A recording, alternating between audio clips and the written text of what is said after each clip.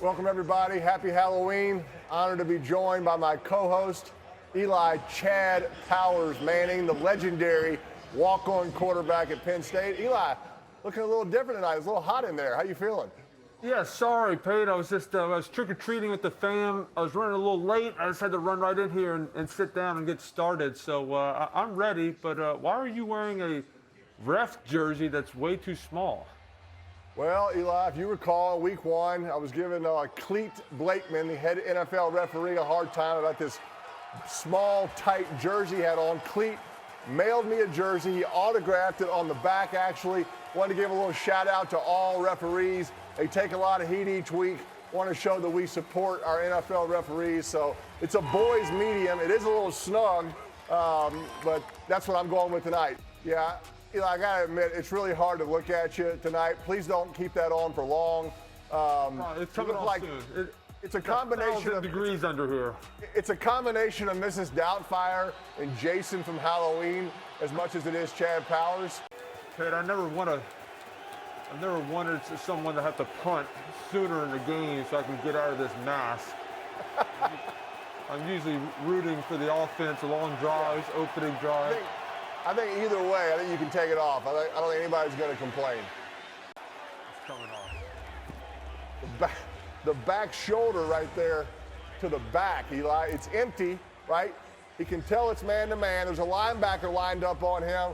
He's taking a shot, and he back shoulders into the running back. Now, that's kind of next-level stuff. I always wanted to hurdle somebody. I'm not going to lie. Oh, that would be funny. That would be pure entertainment. Got a good mustache going here. He won't miss this. Which is so, look, you have no room to talk after what you just had on about anybody's facial expression. This guy, he's a big Chad Powers fan. They're the same staff. Great decision, E. Great decision. I didn't know they're not blocking. They could have blocked the punt. No, you don't have to worry about that. I'm not Marshawn Lynch. You're not going to have to beat me out tonight, Eli. I'm just saying that, quite frankly, thank God you took that mask off. That's all I can tell you. And I will say this, I find you guys to be distracting. You're too funny. Both of you guys together are funny, and that's what I was talking about, saying, you guys distract me from watching a game. That's our crowd. We want people who want to be distracted, I think. That's right. That's what we're looking for. And remember, he was an all-state point guard for his basketball team. And when I found that out about him, I knew that he was going to be perfect for the NFL. Boomer, you mentioned not an all-state point guard. Yeah, okay. All right. Let's don't get into my basketball high school career.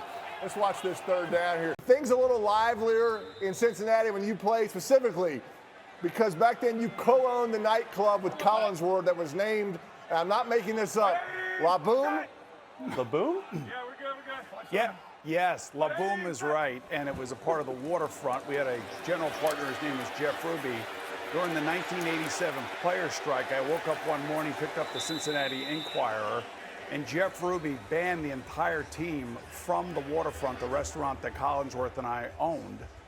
And I remember saying to Chris, I called him up, I said, Chris, did Jeff actually ban us as well? Because if he did, I'm taking my money out of the restaurant.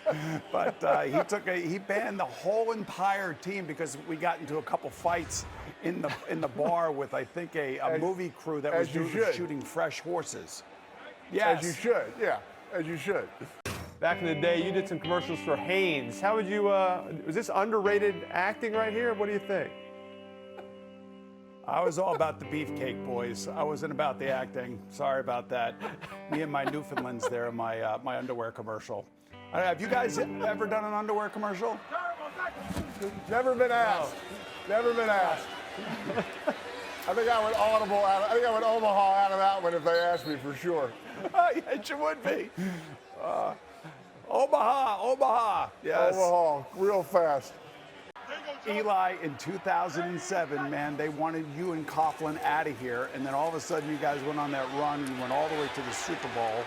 And I basically said that you were going to win the Super Bowl. I never got a thank you note from you, by the way. And my partner bet me, and the fact that you went to the Super Bowl, he had to cross the Brooklyn Bridge in a Speedo at that time, and then had a hemorrhoidectomy after it. So, I never got a thank you note from you for being in your corner and supporting you through all of those tough times. Okay, so you write had your one thank you show. notes. Write You your had thank you one notes. show where you supported me, and the 10,000 other shows you went against me, and I'm supposed to write you a thank you note? Yes, yes.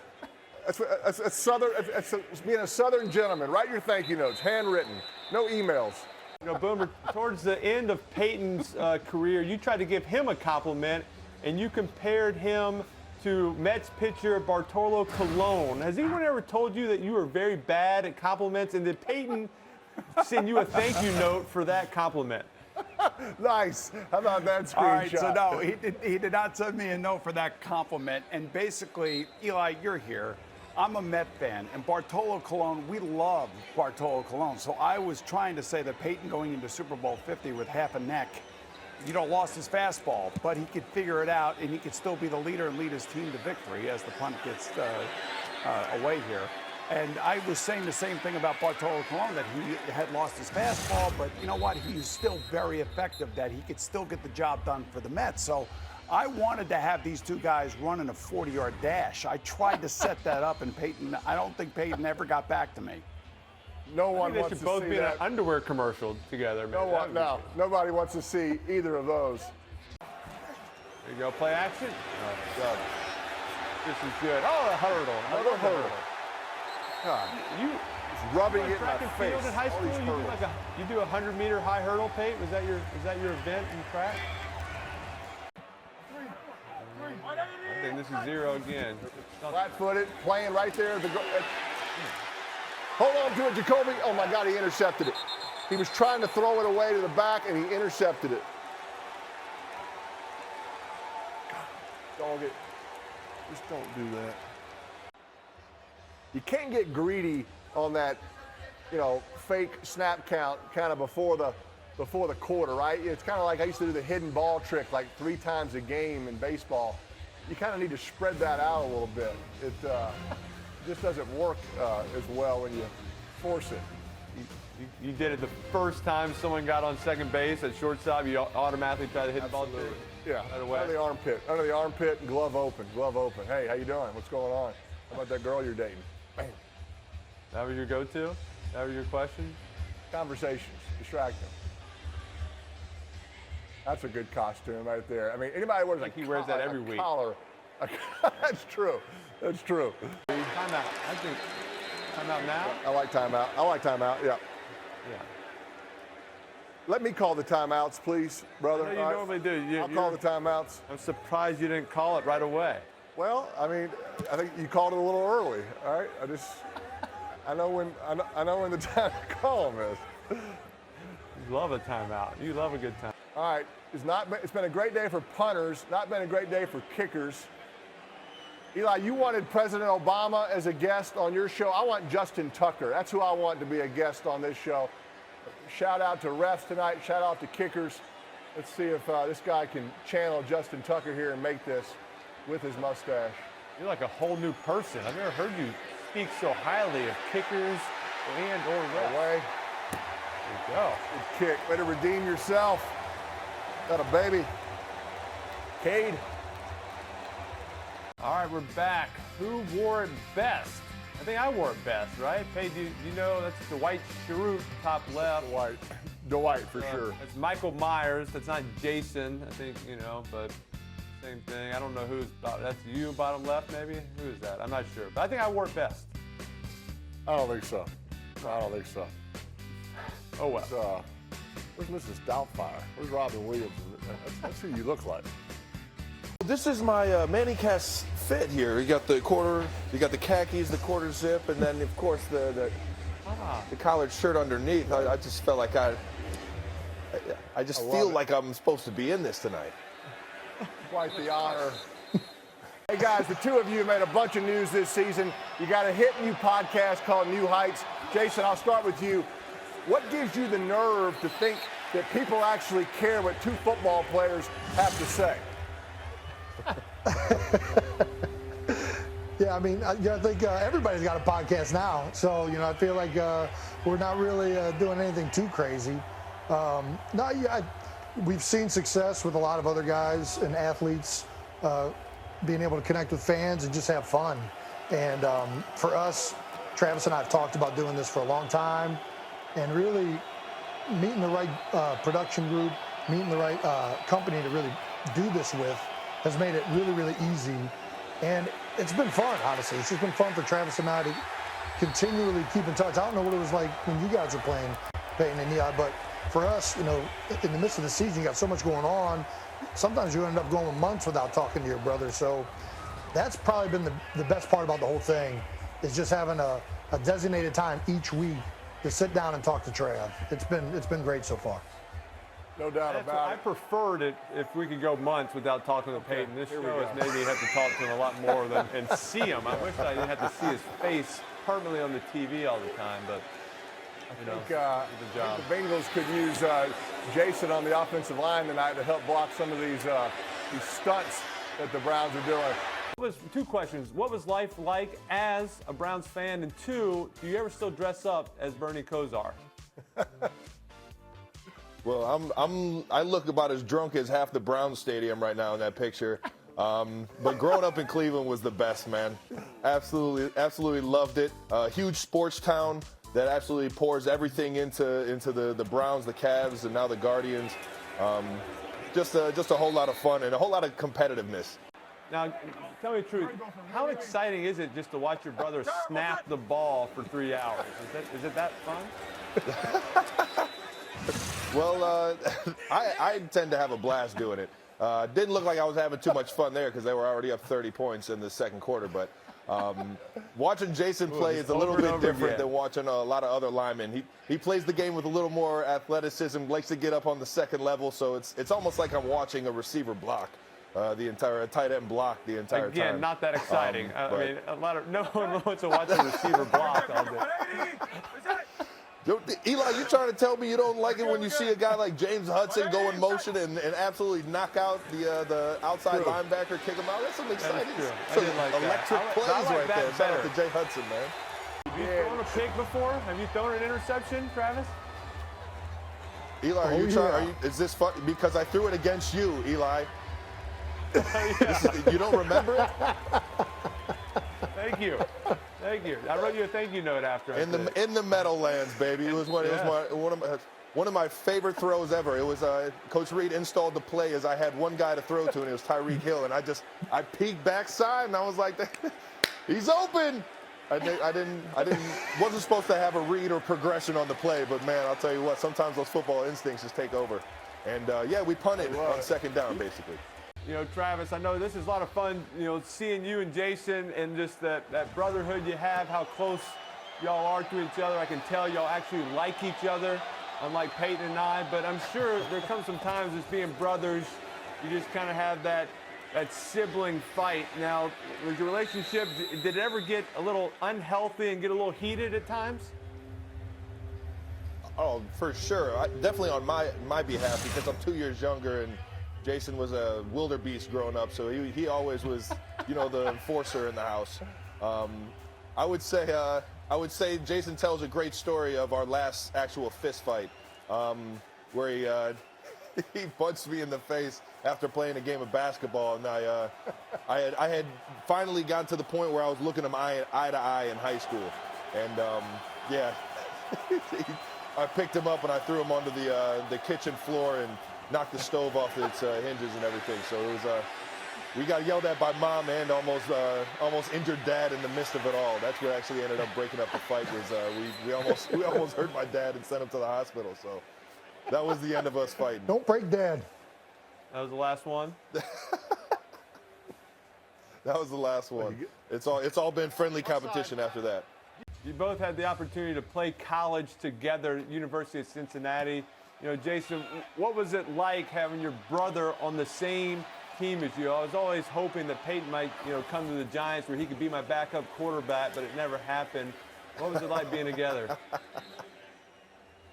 Well, you know, he was on the same team, but we never actually got to play with each other because, he was unfortunately ineligible both of my senior years in high school and in college.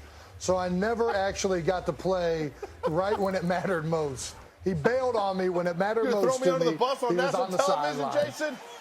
That's right. That's Why right. were you ineligible? Why were kidding you me? ineligible? I need the story here. Well, in high it's school, it was a as French easy as going class. to class, Eli. You know, you got to go And to class. in And, college, it was Bourbon Street. there in was the a lot Sugar of Bowl. bad weather. Class, kids. You heard it here from Travis Kelce. Go to class. You could be eligible to Go play to with class, your brother. kids. You don't speak fluent French, Travis? I would have thought you would. Yeah, no, I'm more of a sign language guy. Say to all those people that doubted us, to all those people that counted us out, and to everybody who said that we couldn't get it done.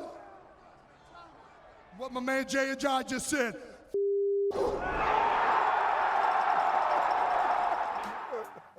All right, it's my pleasure to welcome a country music icon, also a Browns super fan, Brad Paisley. He's dressed up right now. Brad, you have so many accomplishments. I got to read them off. You've sold 11 million albums. You've won 3 Grammy Awards, 14 Country Music Awards. Given all your success, don't you think that Nationwide should have given you a better co-star for those commercials?